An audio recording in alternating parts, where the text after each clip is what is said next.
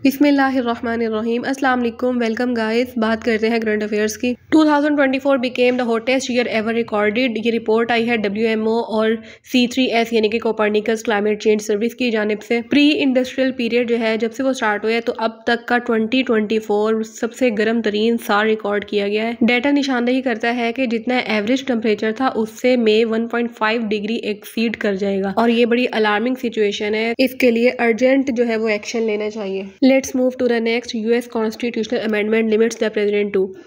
America में जो amendment हुई थी 1951 में 22nd अमेंडमेंट थी, उसके मुताबिक जो प्रेसिडेंट होता है उसकी सर्विस को 2 मरतबा के लिए लिमिट किया गया था, यानी कि वहाँ पर कोई भी प्रेसिडेंट 2 मरतबा से ज़्यादा नहीं बन सकता।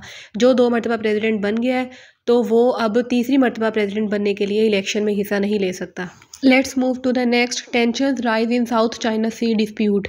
चाइना और फिलिपाइंस के दरमियान साउथ चाइना सी में टेरिटोरियल यानी कि इलाकाई क्लेम्स की वजह से जो है वो तनाज़ा चल रहा है और जो रिसेंट डेवलपमेंट्स हुई है उस वजह से ये कॉन्फ्लिक्ट जो है वो मज़ीद बढ़ा है। और वो डेवलपमेंट ये है कि फिलिपाइन ने अपनी मैरीटाइम बाउंड्रीज जो है वो डिफाइन कर ली है, जिससे चाइना का जो स्ट्रॉन्ग रिस्पॉन्स है वो मज़ीद बढ़ गया है। तो ये साउथ चाइना सी में इनके टेरिटोरियल कॉन्फ्लिक्ट चल रहा है। Let's move to the next. World Immunisation Day observe on November 10।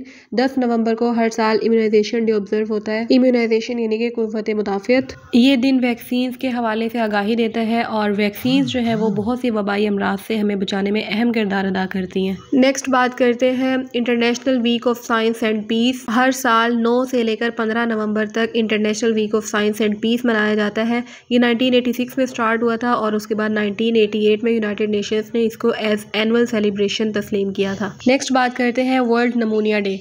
इस बीमारी का हर साल 12 नवंबर को आलमी दिन मनाया जाता है। ये बीमारी बहुत से बच्चों और यहाँ तक के बड़ों पर भी असरअंदाज होती है और जितनी भी डेथ होती है ख़ास तौर पे 5 साल से जो छोटे बच्चे उनकी डेथ हो जाती है तो उसमें सबसे बड़ा फैक्टर जो है वो इसी बीमारी का है। तो इसमें फिर आगाही दी जाती है लोगों को और इसके बारे में एजुकेट किया जाता है लोगों को किस तरह से इससे बचना है। सो गाइज, ये थी आज की वीडियो। मिलते हैं नेक्स्ट वीडियो में, तब तक के लिए अल्लाह हाफिज़।